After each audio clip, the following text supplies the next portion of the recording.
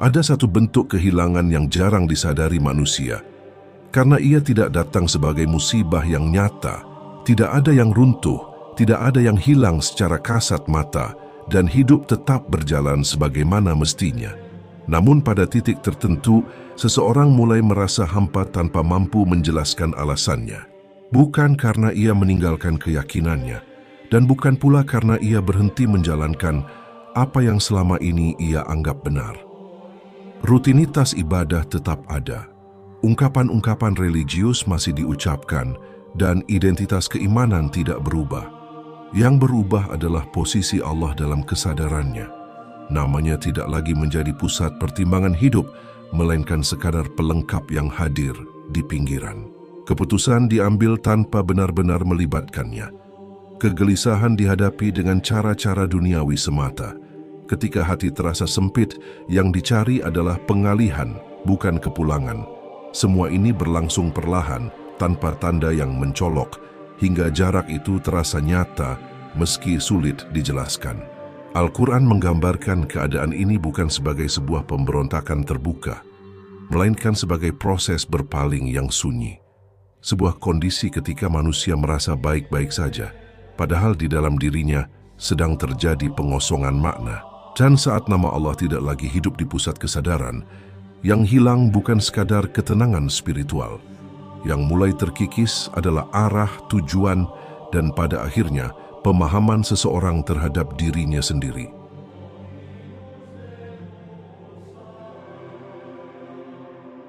Perpalingan itu hampir selalu dimulai dari hal yang tampak sepele. Bukan dari penolakan terang-terangan, melainkan dari kebiasaan menempatkan Allah di urutan kedua. Manusia masih mengenal batas benar dan salah, tetapi pertimbangannya semakin dikuasai oleh kepentingan, rasa aman semu, dan logika yang hanya berhenti pada apa yang terlihat. Pada tahap ini, seseorang tidak merasa sedang melakukan kesalahan besar. Ia tetap menganggap dirinya beriman, bahkan merasa cukup baik dibandingkan banyak orang lain. Namun di dalam batinnya, kehadiran Allah mulai berkurang dalam momen-momen yang paling menentukan. Doa menjadi formalitas, bukan lagi kebutuhan. Pengharapan diarahkan pada hasil, bukan pada yang maha menentukan hasil. Al-Quran menyinggung keadaan ini dengan peringatan yang halus namun tajam. Dan janganlah kamu seperti orang-orang yang melupakan Allah, lalu Allah menjadikan mereka lupa terhadap diri mereka sendiri. Quran Surah Al-Hasyr ke-19. Ayat ini tidak berbicara tentang kekafiran yang terang. Ia berbicara tentang kelalaian yang dibiarkan, tentang kesadaran yang pelan-pelan bergeser. Ketika Allah tidak lagi menjadi pusat orientasi, manusia mulai kehilangan kepekaan terhadap dirinya sendiri. Ia tidak lagi jujur pada niatnya, tidak lagi peka pada arah hidupnya, dan perlahan terbiasa hidup tanpa pertanyaan tentang makna. Di titik ini hati belum sepenuhnya gelap, ia hanya mulai redup. Namun justru karena belum gelap, banyak orang tidak merasa perlu untuk kembali. Kelalaian terasa wajar, keterasingan dianggap biasa, dan jarak yang terbentuk tidak pernah benar-benar disadari sebagai masalah. Begitulah tahap awalnya. Bukan jatuh yang keras, melainkan pergeseran yang halus. Dan dalam banyak kasus inilah fase paling berbahaya, karena hampir tidak terasa sebagai kehilangan. Pada fase ini, kekosongan mulai terasa, meski sering disalahartikan sebagai kelelahan hidup. Tidak ada krisis besar, tidak ada tragedi yang memaksa seseorang berhenti dan bertanya. Yang ada hanyalah perasaan hambar yang menetap, seolah apapun yang diraih tidak benar-benar menyentuh bagian terdalam dirinya. Hati masih berfungsi, tetapi tidak lagi peka. Emosi tetap muncul namun tidak memberi arah. Seseorang bisa tertawa, bekerja, bahkan berhasil, sementara di dalam dirinya ada ruang kosong yang tidak bisa dijelaskan dengan kata-kata. Banyak yang mencoba menutupinya dengan kesibukan, pencapaian, atau hiburan, berharap kekosongan itu akan terisi dengan sendirinya. Al-Quran menggambarkan kondisi ini dengan kalimat yang sederhana, namun berat maknanya. Barang siapa berpaling dari peringatanku, maka sungguh baginya kehidupan yang sempit. Quran Surah Toha ayat 124. Kehidupan yang sempit tidak selalu berarti kesulitan lahiriah. Ia sering hadir dalam bentuk kegelisahan yang terus mengikuti, rasa tidak cukup yang tidak pernah selesai, dan kegagalan menemukan ketenangan meski alasan untuk bersyukur sebenarnya banyak.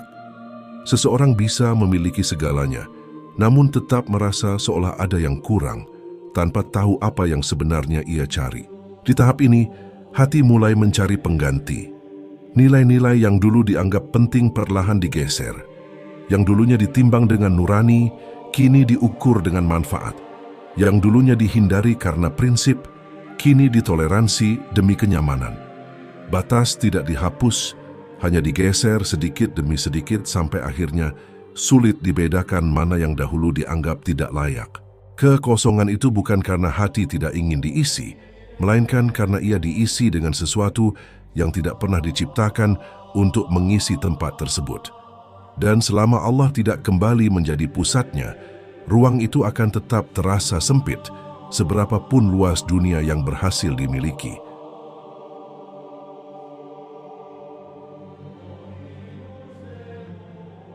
Pada titik tertentu, yang berubah bukan lagi keadaan, melainkan cara hati merespons.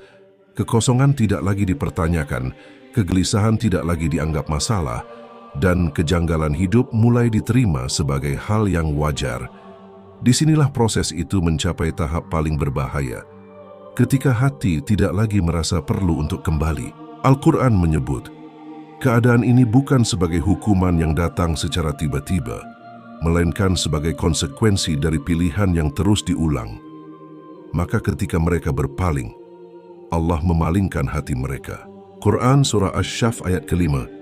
Bukan karena Allah berhenti memberi petunjuk, tetapi karena hati telah terlalu sering menolaknya.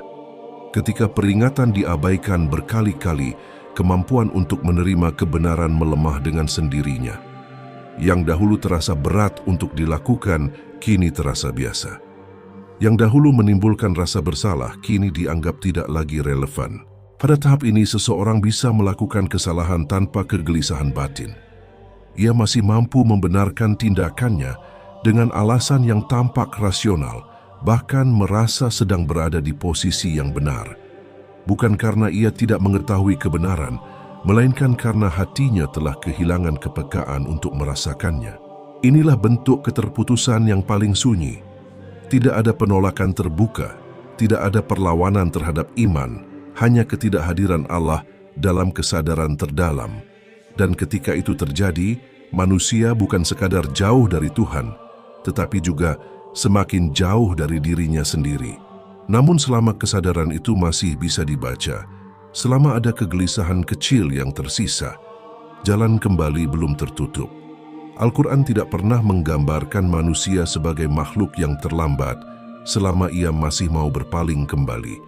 Yang menjadi persoalan bukan seberapa jauh seseorang telah melangkah, melainkan apakah ia masih mau berhenti dan menyadari arah.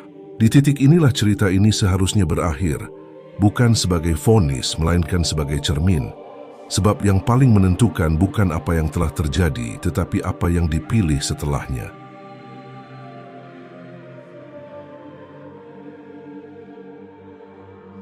Tidak semua kehilangan terasa menyakitkan di awal. Sebagian justru terasa nyaman karena terjadi tanpa gejolak. Manusia tetap berfungsi, tetap berjalan, tetap terlihat utuh, sementara di dalam dirinya ada sesuatu yang perlahan menghilang tanpa pernah benar-benar dicari. Al-Quran tidak menggambarkan hati yang jauh dari Allah sebagai hati yang kosong sepenuhnya, melainkan hati yang tidak lagi merespons. Mendengar kebenaran tanpa tersentuh, melihat peringatan tanpa merasa perlu berhenti, menyadari kesalahan tetapi tidak lagi merasa terganggu olehnya. Dan disitulah letak bahayanya, karena selama hati masih gelisah, masih bertanya, masih merasa tidak tenang, itu berarti ia belum mati. Kegelisahan adalah tanda bahwa masih ada cahaya yang bekerja meski redup. Yang patut ditakutkan bukanlah jatuh berkali-kali, melainkan keadaan ketika jatuh tidak lagi terasa sebagai masalah. Allah tidak pernah menutup pintu tanpa sebab. Setiap jarak selalu diawali oleh langkah kecil yang dibiarkan berulang. Setiap hati yang mengeras pernah berada di titik lembutnya. Dan setiap manusia yang merasa jauh pada suatu waktu pernah merasa dekat. Cerita ini bukan tentang siapa yang paling benar atau paling salah. Ini tentang kesadaran, tentang keberanian untuk berhenti sejenak dan bertanya, di mana posisi Allah dalam hidup ini sekarang? Karena selama pertanyaan itu masih muncul, selama hati masih mampu merasa, jalan kembali selalu ada. Dan mungkin justru dari kesadaran itulah segalanya bisa dimulai kembali.